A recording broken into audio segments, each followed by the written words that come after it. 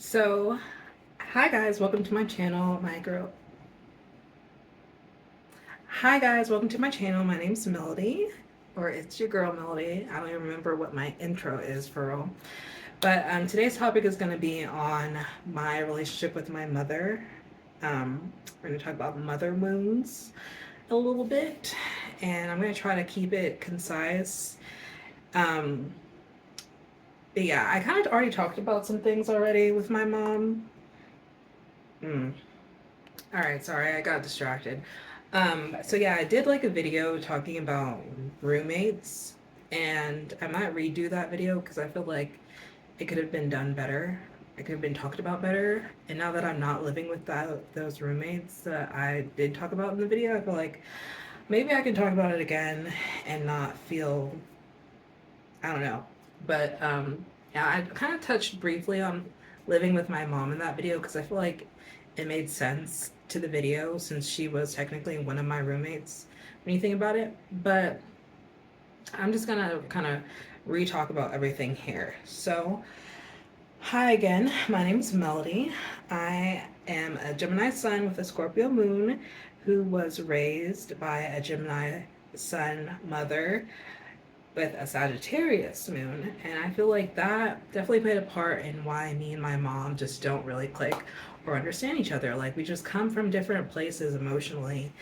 Um, like my emotions are deep, and I hold on to a lot of things, and like my mom doesn't really want to deal with those emotions. I feel like I just feel like fire moons in general are just kind of like they don't really want to deal with those deep like feelings or whatever. Um, and then I also have Moon conjunct Pluto in my chart. So if you know about astrology and you know about Moon Pluto, um, what do they call it? Aspects. When you know about those Moon Pluto aspects, like that kind of points to like having a tumultuous or difficult relationship with your mother. And so I definitely had one of those relationships with my mom. My mom was just like um, overprotective, controlling, and wanted me to grow up quickly, but also wanted to treat me like I was still a child. And it was just like that kind of um, juxtaposition, like definitely like fucked. I feel like that fucked with my head like a lot, actually. To this day, like I just struggle with, being the eldest daughter. I think plays in it with it too. But like I just struggle with the idea of taking on responsibility. Like I just can't see myself being in a supervisor or manager position because I don't want to be responsible for that, or I don't want to have kids because I don't want to be responsible for another person's well-being or having to take care of someone or something for the rest of its life because having a child is not until 18. Like that is for the rest of their life. Even like this cat, my baby, my Luna, like we've been together. It'll be 8 years this year, and there are definitely times where I regret owning a pet because I feel like it ties me down. Like I have to always be consider like pet care if I want to travel, or bringing her with me, and it's like all expensive. Like having taking her to the vet and buying her food and keeping her happy is expensive and it's a lot of responsibility, and I definitely regret that. So yeah, I definitely feel like my mom like wanting to put so much responsibility on my shoulders so early on in life, but also treating me like I was still a child, like definitely kind of messed with me. I mean, we both have Saturn and Aries. I was my mom's like karma, I guess, because she decided to have me during her Saturn return. And so we both have Saturn in Aries, which, I'm in the midst of my Saturn return. Like, Saturn is transiting, or I think it just went back into Pisces. Saturn might have just went back into Pisces, but my Saturn return is basically like, it's here for the most part. And yeah, I'm definitely learning, like, to take responsibility and to take ownership of my life. And, like, it's definitely like a lesson that I'm trying to get ahead of, because I really don't want these next couple years to be really extremely difficult, because pretty much all my 20s have been difficult. But anyway, so like let's get into it. So I'm trying to think of like main points that I want to hit on in my relationship with my mother. But so I think like the first thing that really made me realize like my mom was like not my friend. You know, your parent, I have the type of parents that were like, we're your parents, we're not your friend. And so I think that really what made me realize like, oh, like this is not a person that I can really seek a lot of safety in, was when I started sixth grade. I started my cycle, my period, on the first day of school. So I got home from school and I'm like, I don't feel right. Like, and I sit on the toilet and I realize like there's, blood in my underwear. And so I tell my mom, I'm like, Mom, I started my period. And like I was cramping. I had bad cramps pretty much all throughout my childhood, teenage years when it came to my cycle. And so that started that day, sixth grade, just like bad cramps. Like it hurt to stand, like to be up, right? And because I just felt like the cramping happening. And there was just like no sympathy for my mom, like about that. Like she was just like, here's your period products and get in the kitchen and wash the dishes. And I can't remember if at the time our dishwasher wasn't working. It might not have been working, because I just remember like ha- it was like imperative that I wash the dishes. So the dishwasher must not have been working. Um, and that was like one of the first times I really realized like, like I'm not gonna get what I need out of this relationship with my mom. Like, And then we also had like that time period was just like when me and my mom just started really like not getting along as much. Like I would read a lot of books just to like escape life, and I've recently got back into reading and everything. Um, and like I remember my parents wanting to take away the Twilight books from me and the Princess Diaries books from me. And I just remember my dad being like, Meg Cabot, which is the author of The Princess Diaries, being like, Meg Cabot didn't die for your sins, Jesus did, or something like that, like something silly. Um, but yeah, like I just would get in trouble with my mom for like really stupid stuff. And to be fair, like her mom died around that time, my grandma, and so I think that like played on her mental, and maybe was part of the reason why she was so harsh. But like there was a time where I was cleaning the kitchen because it was like my responsibility. I had like set amount of days, and like I think the days that I had were like more than anybody else, to be honest. And she had a cup of tea on the counter, and it like looked like it had been untouched for a while. It might have not even had like tea in it. It could have just been like a dried tea bag in a mug, or it had tea in it. I can't remember. Either way, like I threw it away, and she called me a jackass for doing that. Just like, why are you cussing at your child for, you know, doing what you asked them to do, like to clean up the kitchen? If you wanted to make sure that your drink didn't get thrown away, then you should have came in there and been like, this is my tea, like I'm still using this, please don't touch it. Like, you know what I mean? So um yeah, that was just like the beginning of me and my mom's relationship just being tumultuous and not being very copacetic or whatever. um we ended up moving into a new house from where we lived when I started my cycle when I was 11. And we moved into a new house when I was 14, I think.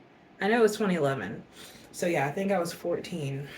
And a lot just like went down there between me and my mom. Just like I was a teenager, so starting those years where you're going through a lot mentally, because all your hormones are all a mess and out of whack and everything.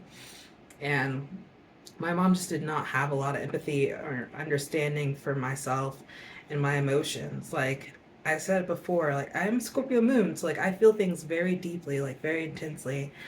And like I just remember like during that time period, um, like being in the gym at school with my best friend at the time, and us just sitting there like against the wall in the gym and just not talking to each other because I was like, there was so much going on in my head and so much that I was feeling. Like it's like that scene in New Moon, like the Twilight movie New Moon, where Bella's sitting in front of the window and like the months are just going by and Possibility by Likey Lee is playing. Like that that was me like in eighth grade. Like that was me in ninth grade, 10th grade, 11th grade, 12th grade. Like I would get into those moods where I had like seasonal depression, I guess. You know, I just, like I said, I just felt things really intensely, and I don't think my mom could understand or like get my point of view on that. And there'd be a lot of times during my childhood where I just stayed in my room. I just stayed in my room. I didn't really want to talk to my parents. And my dad, he did not like that. Like, he wanted to know what was going on in my head. Like, he wanted to know how I was feeling. I just didn't really trust him because of my relationship with my mom. Like my dad, there's definitely could have been a time if he was still alive that we could have had like a really good relationship. I genuinely feel like me and my dad could have gotten along and there could have been understanding. But me and my mom, like obviously to this day, like we still like struggle with each other. And I listened to the book Adult Children of Emotionally Immature Parents, and now I have like a more understanding from my mom. Like she's definitely emotionally immature. Like if you've read the book, you would understand this next point. But like I just talked to my mom a couple days ago on the phone because I've been having like issues with like my benefits with this job and everything, and I just wanted her like more adult perspective on everything. Like I'm an adult now, but I have never had a job where like I had benefits coming out of my paycheck every week. Um, so like I needed her to talk to her about that. And so like we talked about that, and then she just immediately starts talking about herself and like things that are going on with her life. And like, you know, there's no a lot of questions about me and like how I'm doing and how I'm adjusting to living here, being here.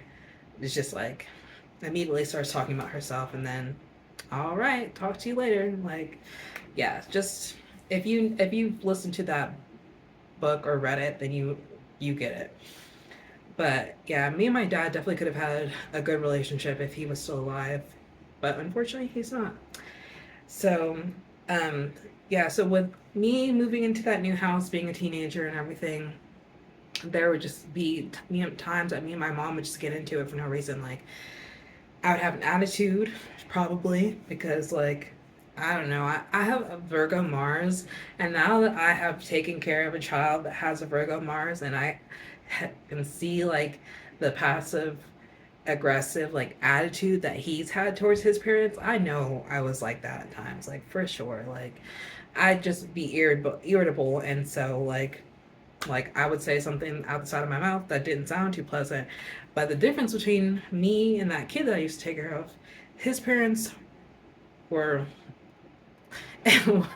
also just like way more laid back and chill than my parents were, for sure. Um, so, I mean, I'm sure like, yeah, I definitely had an attitude during some of the times that my mom was mad at me for having an attitude, but it's the way that she approached it that was like, whoa, like, you know, if I'm upset, like if my child is coming to me and they're talking out the side of their mouth, they're like clearly irritated, probably overstimulated, which is probably what I was because I have ADHD.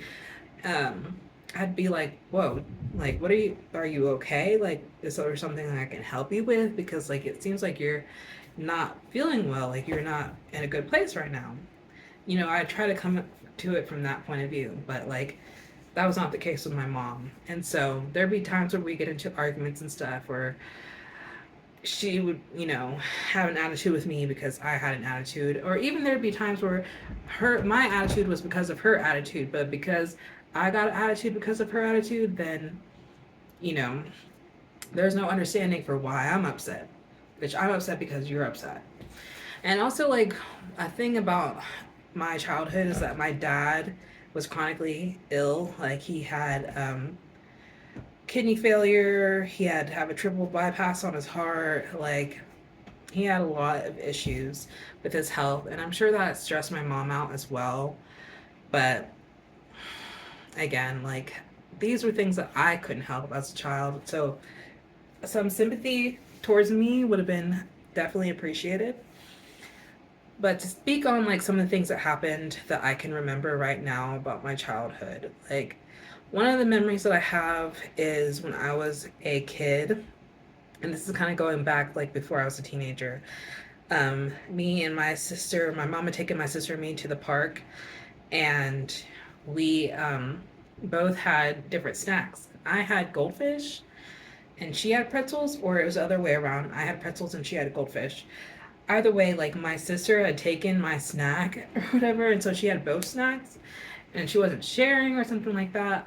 All I remember is that like my mom yelled at me about it, even though it was like something that my sister was doing to me that I thought was unfair. Like I'm the one that got in trouble, and I was trying to explain myself to my mom, and my mom was not hearing it, and I got smacked on my hands because my sister, like my mom just immediately thought I was doing something wrong to my sister. And so like that, it was one of the memories that has stayed with me like throughout my whole life of like, I guess that's the real first time that I like realized my mom was not going to be like a fair parent, or, you know, that she was going to treat my sister differently than she treated me, which has been like a theme throughout my life. Like my mom and my sister just have a better relationship. Like there's more understanding for my sister than there is for me. And it's not really something that affects me anymore deeply, but like in my teenage years, for sure. And then there was a time when I was a teenager, we're going back to that teenage years now. Um, I, my mom came home from work and I was messaging one of my online friends on one of those like text messaging apps that I had because I didn't have a phone at the time. And I like said something to my friend about how my mom was acting like a bitch or something like that because she came home in like a foul mood. And I think it was during the time when my dad couldn't work because he was on disability. And so my mom was the main person like bringing home the butter or the bacon or whatever. And I think that definitely took a toll on my mom because like I think we're similar in the way that we both don't really want a lot of responsibility, or we want jobs that don't feel like they're like super responsibility heavy. And so for my mom to have the responsibility of the family on her back, I'm sure that was like a lot of pressure for her and a lot of stress. But again, the way she dealt with it, you know, but she came home, she looked over my shoulder, read my messages to my friend, which is another thing, issue that me and my mom had. There was a lot of invasion of privacy. Um, and that was just again a theme throughout my childhood. Like I would go into my room and talk in the closet because I would close the door to my room and close the door to my closet and go in my room in the closet and talk to my friends if I wanted to talk about my mom, because it was like that, like pressing that my mom not hear me complain about her. Because even if I'm not talking shit about her, like just to talk shit about her, me talking about her behavior and how it affected me was talking shit about my mom to her.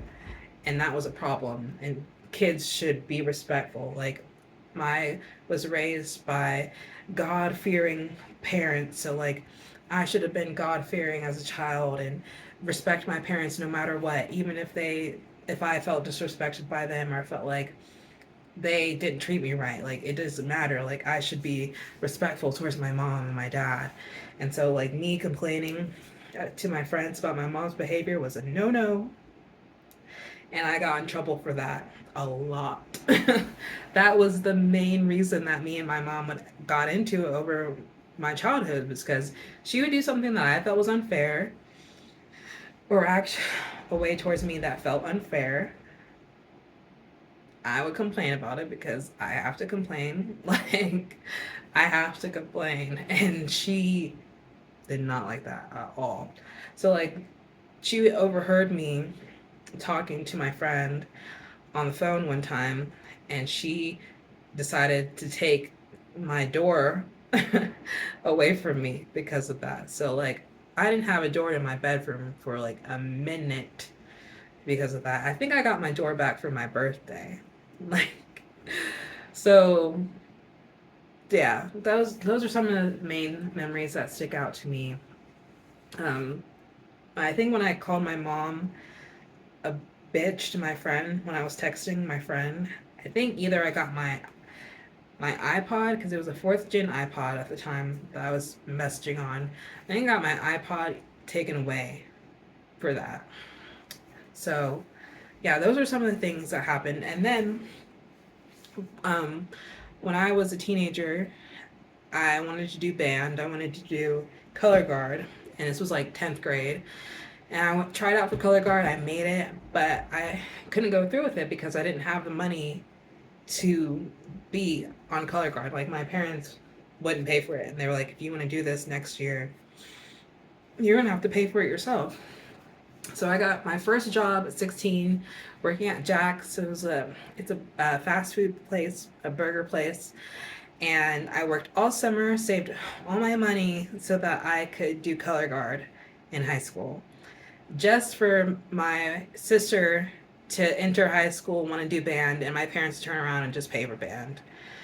Me and my mom actually talked about this a couple years ago. I finally confronted my mother. I feel like maybe I'm getting to this too early, but I finally confronted my mother in 2024. So this was last year or 2023. I think it was 2023. Um, I called my mom and we talked on the phone in 2023, and I just kind of like laid it out how like at that time I was heavily considering like no contacting her, and I just like talked about like how there was like a lot of things that I was like upset with her about. And then she told me, because I was like on the phone, I told her, I said, I just don't feel loved by you. Like, I understand that you think you love me and you feel like you love me, but I don't feel that. Like, the way that you love me doesn't, I don't feel anything from that. And I used some sort of metaphor about like not watering a plant enough. I think that got through to her. And so she texted me and was like, make me a list of the ways that I can love you. Like, make me a list of the ways that I can make love you so that you feel my love. Which, all kind of, but like, I'm 26. Like, I was 26 at the time, I think. And so I was just like, it's a little too late for that. Like, the list is not gonna help. But we didn't talk about it for like a whole year. I never made her a list. And then she took me out um, for lunch slash dinner for my 27th birthday the next year.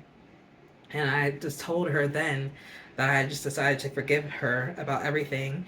And I was like, we're never going to be close. And she was like, well, you know, we need to be there for each other. And I was like, well, I'll be there as much as I can. So that's where me and my mom are at now. It's kind of a little spoiler. But I told her that, like, on the phone, you know, that year before, that when she had paid for my sister's band and, you know, never paid for a color guard for me, like, how that affected me, like, as a child, like, immediately, like, you know, entering the workforce and immediately having to start paying for my own stuff. It was always, if you want a phone, you got to pay for it. If you want a car, you got to pay for it. If you want to do this special extracurricular thing, you've got to pay for it. But we're paying for your sister's phone, we're paying for your sister's band, and we're paying for your sister's car. Just like, it just felt very unfair. Um, so, yeah, my mom tried to explain herself. Like, she was like, well, Danielle got accommodations for band, and that's why we were able to afford it, and we didn't realize that those were available for you when you wanted to do color guard. And I'm like, but still, like, you didn't pay for any of that. Like, anything. Ever. For real. Like, Danielle got her phone paid for. I had to pay for my phone. Like, it's just, you know? So, yeah, that, when I was a teenager, that affected me. And then also, my sister had like a surprise party thrown for her 16th birthday. And like after like I was 10, I never had any parties planned by my mom. Like she pretty much told me like, this is your 10th birthday, this is it. Like we're not doing anything else after that. Like I had to plan my birthdays and like make everything work with my friends afterwards. So yeah, my sister had her surprise party, and I did bring that up to my mom on the phone um, in 2023, and she was like, she explained herself again. She was like, well, your sister's mom's friend was the one that came up with the idea to me. And I'm like, okay, I guess. Like, and she was like, and all the presents that Danielle got were like from her. And I'm like, okay, I guess that is fair. Like, you know, but again, I, this is my issue with you. So let me think. Let me come up with the next point real quick. So like another issue that me and my mom had where I just never really felt really supported by her in terms of like my endeavors and everything. I did color guard and band, and I was also in theater. And so I would have performances and stuff. And I just didn't really feel like it was like imperative to her that she went and saw her child do her half do the halftime show. It wasn't imperative that she came to like my theater performances. Like these were things that she knew was going on in my life, but I kind of felt like I had to ask my parents to show up for it. Um, just like, cause like seeing a relationship between a parent and a child where they don't ever have to ask for that. Like the kid that I took care of, his brother, um, was in soccer, martial arts, like all these different things. He did swim every summer. And so watching his parents like make it like imperative that they go to every single one of these events and make sure that he felt like, you know, cared for and like supported, and like, you know, comparing that to my relationship with my parents and never really feeling like my parents felt it was like pressing that they came to my stuff. It's just like, you know, it's just so different. It's just so interesting watching like parents actually really try and care for their child. Like the kid's dad, we always would talk about it and stuff because I was responsible for his autistic brother. I was a caregiver for his autistic brother, and so um, it was like my job to take care of the brother. Like whenever the other kid had all these events, and his parents would always go to his games and stuff like that. And but like whenever I would talk to his dad would, you know, be like, I just don't want him to grow up like the little brother. I don't want him to grow up and feel like, you know, I wasn't there for him, or like even like the mom and the dad divorced. So the mom was taking the autistic kid and his brother to church, and like the dad didn't really, he's not religious. And so for Easter, he went to church with them anyway. And like I was surprised, and I told him, I was like, I'm surprised that you went to church for Easter. And he was like, well, I just don't want him to feel like, you know, I'm not there for these things. And I'm like, well, he doesn't care about church for Easter. Like, he's not going to care when he's a grown adult and think, my dad didn't go to Easter service with us that one time. That really messed me up. Like, you're there for everything else. So it's just like so interesting to see a dad just be so anxious about being there for his child and making sure that child feels that support, when I just never felt like that from anything like that from my parents. So yeah, so after high school, I wanted to go to college, university. I got no financial support from my parents, which I mean, that's a lot of people's experience. So I ended up just going to community college because I couldn't afford to go to university, and my parents would not they would not co-sign any loans for me to go to a university. So I just went to community college because that's what FAFSA would pay for. Um, And I don't know, I just kind of feel like not going to a university, not like getting that experience at an early age of living away from home. I mean, like, I don't feel like I miss too much now, but like, I'm a late bloomer, and I feel like that definitely played a part in me kind of still being a late bloomer, even to this day. Like, was not having that like on college, like on campus college experience. I mean, it is what it is. Like, I don't really cry about it, but I think about these things, you know. Um, but yeah, so my dad ended up passing away the year after I graduated high school. So I did dual enrollment with college or with community college. So I feel like there's not that too much trauma there, just because after my dad passed, like my mom seemed to actually try. Like she seemed to try or at least hold back like some of her issues with me and my sister. And we didn't have a lot of issues from like after my dad passed up until like 2018. So I the biggest issue that me and my mom had was the fact that I had a curfew of like 10 o'clock, 10:30 for until I moved out the house when I was 21. So I had a curfew for 10 o'clock, 10:30 until I was 21, and that was like the biggest issue that I had with my mom until 2018. So in 2018, my mom took me and my sister on a cruise, and we were supposed to drive a rental car, but the rental car, she scheduled it to pick it up at 9 p.m. and the rental place closed at 9 p.m. Why they allowed her to schedule a pickup at 9 p.m. is just unbeknownst to me. But so when she went to pick up the car, they were closed. So she was like, "Well, what are we gonna do?" And my mom had just like bought me a new car the year before in 2017, and so she was paying the payments on it. She was gonna pay the payments on it for like a year, and then it was gonna be my responsibility to pay for the payments. So she was like, "Well, we'll just take your car." And so we had to drive to the port for the cruise, which was the port was like a 12-hour drive. And so we drove to the port, and then we had to drive back home when the cruise ended. And so we drove back home, and we're like 30 minutes away from the house, and I stopped for gas, and I'm like asking my mom, like, "Are you gonna fill up my tank?" And my mom's like, "No." Like she filled it up 3/4 of the way. Like there was a quarter that she didn't fill, and she said no, and I was like, okay.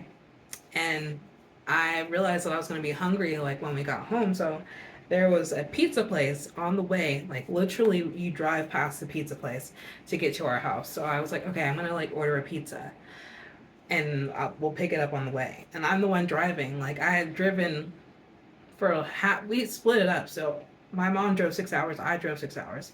It's like I've been driving for 5 hours, and I told my mom that I'm gonna pick up this pizza on the way home, and that pissed her off so bad. And she started, I was like, "No, you're not. You're not picking up that pizza." And I'm like, "It's literally on the way home. Like, we're gonna drive past the pizza place." And she was like, "Nope, you're not picking it up."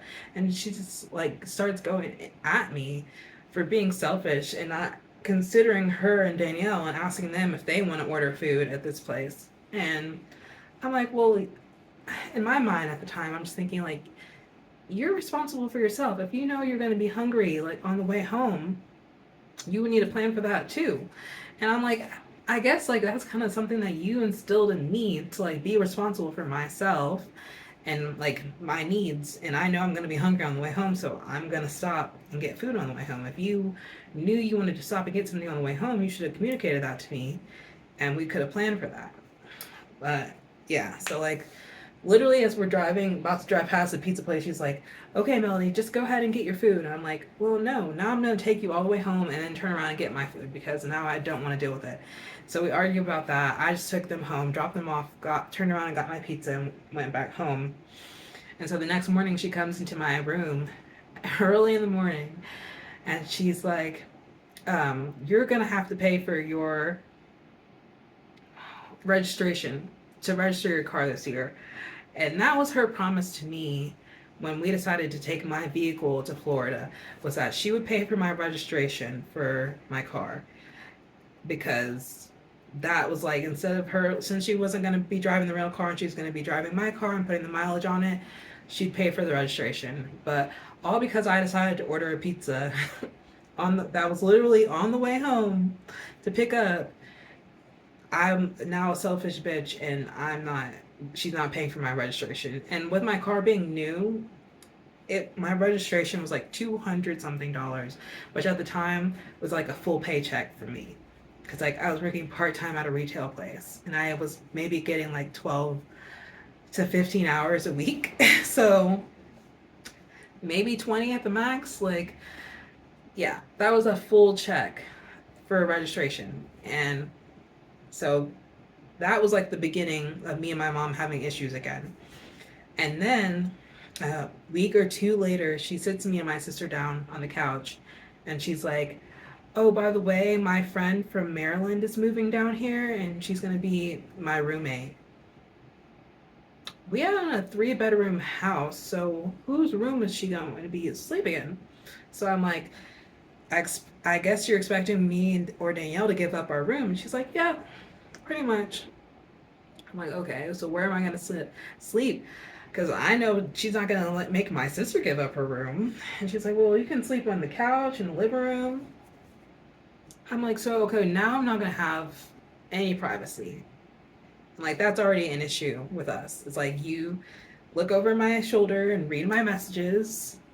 You put your ear to the door and listen to my phone calls and get mad and take the door off my room. And now I don't have a bed to sleep in. And I'm just going to have to sleep on the couch. Okay, so me and my friend start talking at the time and we decide we're going to get a place to live. So like a couple months later, I tell my mom that. And she's like, oh, like you're going to get your own place? And then she makes it her mission to find a house for me to buy, because in her head, it doesn't make sense for me to be paying rent every month when I could just be putting that money towards a house. Which, sure, but again, I don't really like responsibility that much. So like, I was not about to have a house at only 21. Like, I didn't want to own a house. I didn't want to stay in Alabama. So why the fuck would I buy a house in Alabama? What am I going to do with it when I'm ready to go? But I went along with it because she was going to put money into this, into helping me buy a house. That was like, I guess, her way to make it up for me. And so we started this house hunting thing, and I ended up moving out over the summer because her friend is moving in at the beginning of July. And so I moved in with my friend, and I lived with my friend in her parents' house for like a month and a half. And then my sister went to university, and then I moved into my sister's room for like a couple weeks before I ended up moving into a condo that I rented for like almost a year. And then I had to go back into live back with my mom because my roommate that I had at the condo decided to move out behind my back. And I feel like I did a video of that, but I did talk about it. I talked about it in that roommate's video that I posted, that I talked about my mom about a little bit. So yeah, my roommate moved out behind my back. And if you're interested in that story, you can watch the roommates video that I did, and I'm probably going to remake it at some point anyway, so, or you can wait for me to remake it whenever I do. But yeah, so I moved back in with my mom, and my mom and I were okay, but then she smelled me smoking an herb called mugwort in my room. Thought I was smoking weed in her house. I was smoking weed in her house, but not when she thought I was. And she sat me and my sister down, confronted me about smoking in her house, and I told her I was smoking mugwort, brought out the mugwort, and she was like, okay. And she had a whole list this paper in front of her, but when I brought out the mugwort, she was like, okay. And she folded up this list and put it away. And then she left the house to go run an errand or something. Me and my sister find this list, or my sister finds it and shows it to me for real. And she's like, look at this list. And on this list of all, these are all the questions that my mom was going to ask me if I had said yes, that I'd been smoking marijuana in her house. She was going to basically tell me that if I didn't stop, she was going to turn me into the police. So she was going to call the police on me. So like so when my mom gets home, I confront her about this list, and I'm like, why would you turn in your own child to the police? And she's like, well, it's illegal here. And I'm like, it's legal in some states. And also, do you not understand what's happening? Like the political climate that we're in, that police officers are killing innocent black people. Why would you turn your own child into the police for something as minimal as smoking weed? Like, there are other steps that you take before that. Like, if it's a concern to you, maybe you would think about, I don't know, an intervention, or like getting me help. Why are you smoking drugs? Why are you doing drugs? Get your child help, not turn them into the police. That's just my mom. So we had an issue with that. And then just like her wanting me to pay rent and stuff to live there again. But anyway, so I ended up moving back out, go to Nashville, and then I don't like it in Nashville. I should have stuck it out, but I didn't like it in Nashville, so I turned around and came home. And I asked my mom, can I move back in with you? And she says, yes. She seemed ecstatic about me wanting to come home. She was over the moon about it over text message, but reality was so different. And I lived with my mom for a year, from 2021 to 2022. For like a year and some change, I lived with her. And it was just like so tense at times. Like I moved in at August of 2021 and turned around, and in September I went and traveled and went to Colorado and went to California. And when I came home, I had like 2 weeks that I was going to be home before I was going to Hawaii. And she basically like tells me that she's upset that I don't seem more appreciative of her taking care of my cat while I'm gone. And also I haven't paid any bills. And so I'm like, well, I haven't been here for like a month, so why would I pay bills? But she really was ecstatic about me coming home so I could help pay rent, put money towards her mortgage, and help with utilities and stuff like that. That's really the only thing that she wanted me to come home for. She wasn't really ecstatic about me moving back home and having a relationship, and being closer to her again. She wasn't happy about that. She just wanted me to help pay her bills. So that was like the real issue.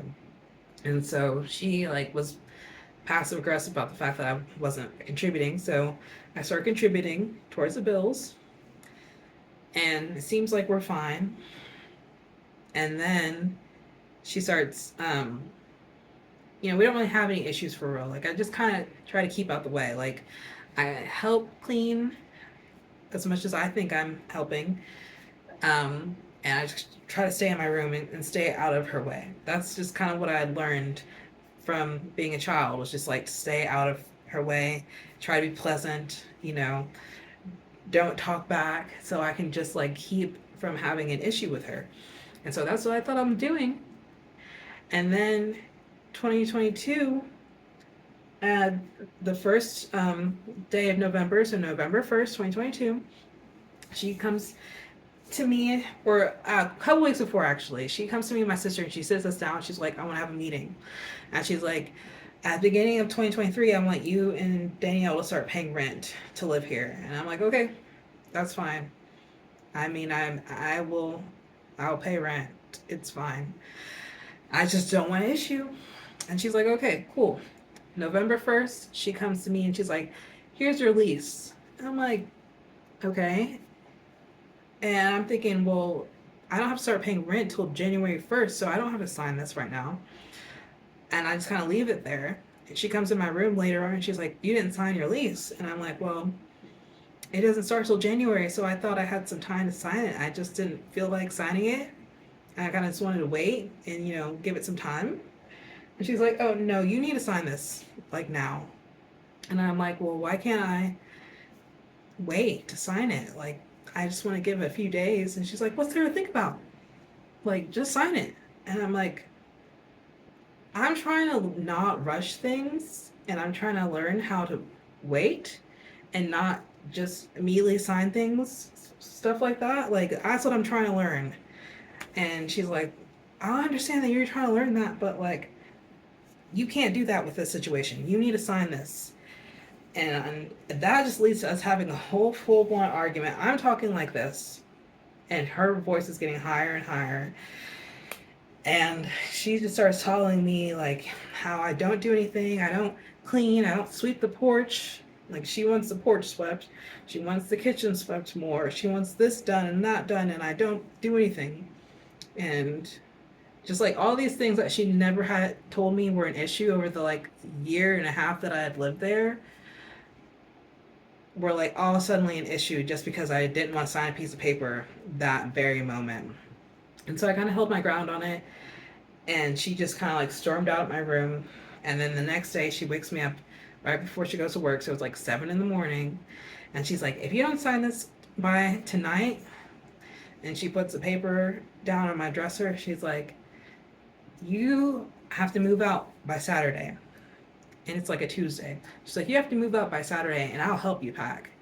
And then she like slams my door shut and then leaves. And so I'm like, okay, well, I'm just start preparing. I might still have the video up from like the day that happened. Like, the day I might have privated it, but I had made a video the day that happened, and I just kind of like talk about my relationship with my mom, and I talk about how I feel like she was going to retaliate and do something. Like, not the day that she like woke me up in the morning, is the night that we had an argument. Like, I like talk about what happened. I talk about how I felt like she was going to retaliate, and then the very next day she like storms in my room and like tells me if I don't sign the lease and I have to move out by that weekend. I'm so sorry, my nose is so itchy for some reason. But yeah, so that kind of like was the last straw for me at that time of like, I don't think I want to be in this woman's life anymore. I don't think I want to continue to have a relationship with her. And I was just kind of mentally preparing to like sleep in my car and be homeless. And but I was like, no. So I signed that piece of paper, and then thankfully my old roommates offered me to sublet their apartment from them, but then that didn't work out, and I ended up not being able to sublet that apartment, but they let me move in with them. As much as I'm grateful that that happened, there were still a lot of issues with living there, which I touched on in that video that I made about my roommates.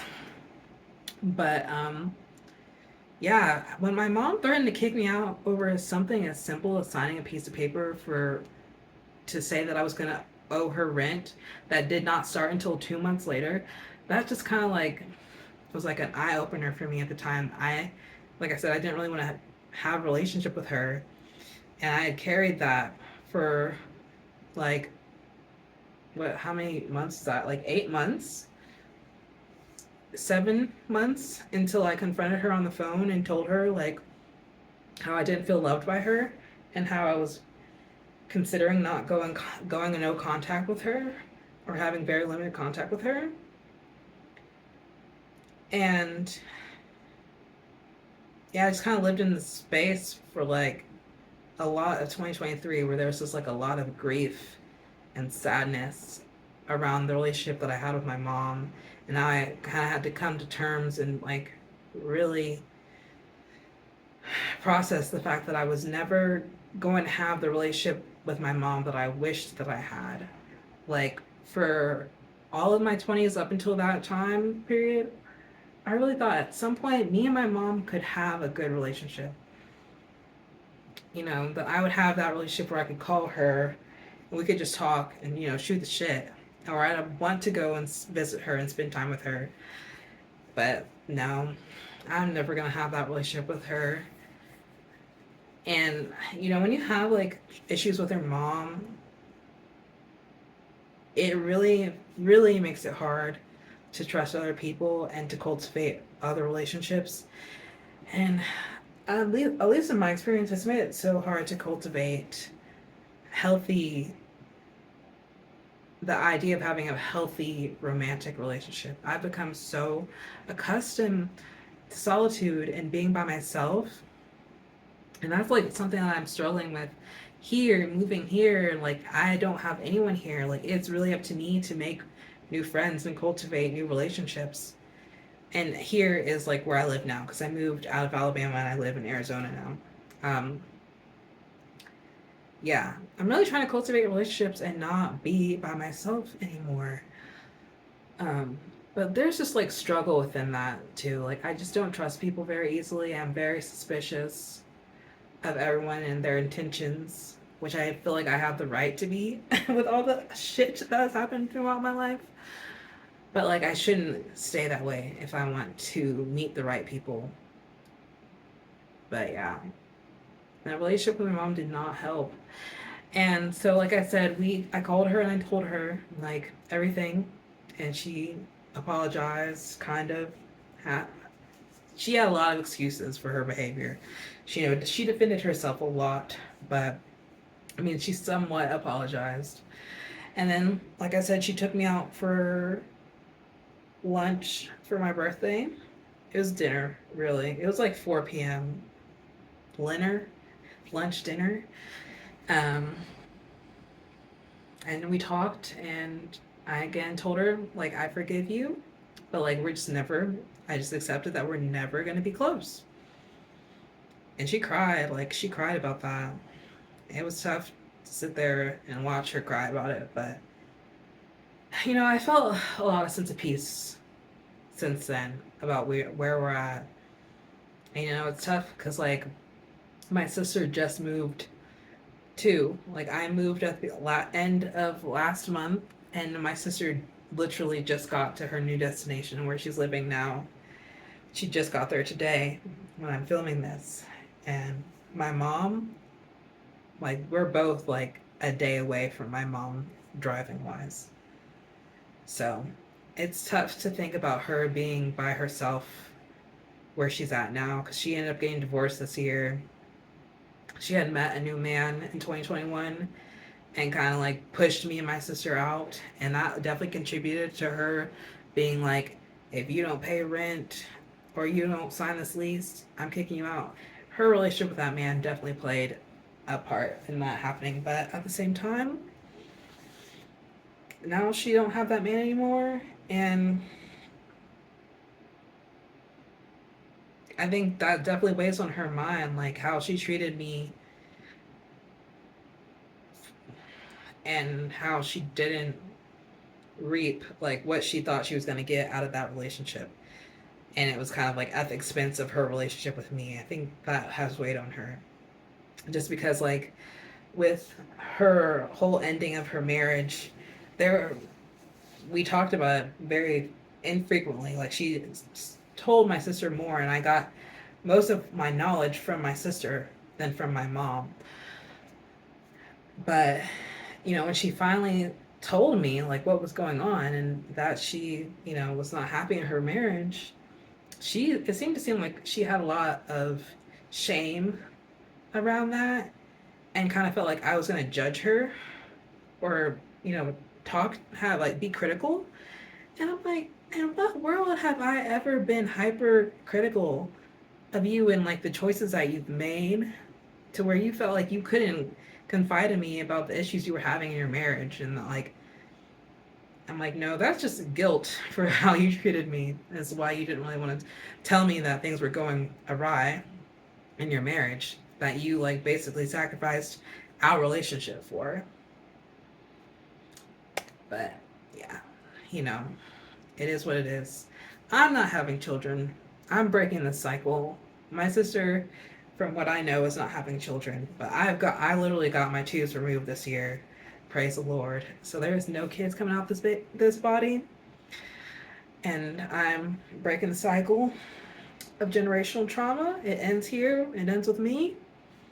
And yeah, that's my relationship with my mom. So I hope you enjoyed watching this video, and hope that you were able to like connect with it in some way. And yeah, share your mother wounds, your parental wounds in the comments. And I hope that you have a good day, night, or evening. And if you need to talk about parental wounds, like, feel free to reach out to me. I have my socials in the description box, so reach out to me. All right, bye.